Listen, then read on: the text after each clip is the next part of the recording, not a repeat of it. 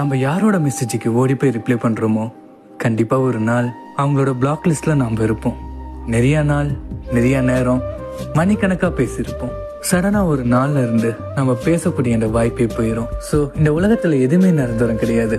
இன்னைக்கு ஒரு பொண்ணு வந்தா நாளைக்கு அந்த பொண்ணு போயிடும். இன்னைக்கு ஒரு பையன் வந்தா நாளைக்கு அந்த பையன் போயிடுவான். அதுதான் வாழ்க்கை. இதெல்லாம் காமனான ஒரு விஷயம். சோ அவங்க பிளாக் பண்ணிட்டாங்கன்னு நினைச்சு அவங்களே தொங்கிட்டு இருக்காம, யோசிச்சுக்கிட்டு இருக்காம மூவ் ஆன் பண்ணி போங்க. அந்த பொண்ணு போனா வேற பொண்ணு, அந்த பையன் போனா வேற பையன். ஜஸ்ட் ஒரு கான்வர்சேஷனுக்காக மட்டுமே பேசுங்க. அவங்களே ஒன்னும் லைஃப் பார்ட்னர் கிடையாது. உங்களுக்கான லைஃப் பார்ட்னர் கண்டிப்பா வருவாங்க. அவங்களுக்காக கொஞ்சமா உண்மையா இருங்க. கான்வர்சேஷனை டீசெண்டா கொண்டு போங்க. ரெஸ்பெக்ட் கொடுங்க. போர் அடிச்சா பேசுங்க. அடிக்கடி பேசாதீங்க. நீங்க ஃபன்னா பேசினா கூட தேர்ட் பர்சன் கிட்ட உங்களை தப்பா சொல்ல அதிக வாய்ப்பு இருக்கு. சோ இந்த அளவுக்கு நம்ம வச்சுக்க வேணாம். பி எ லிமிட்.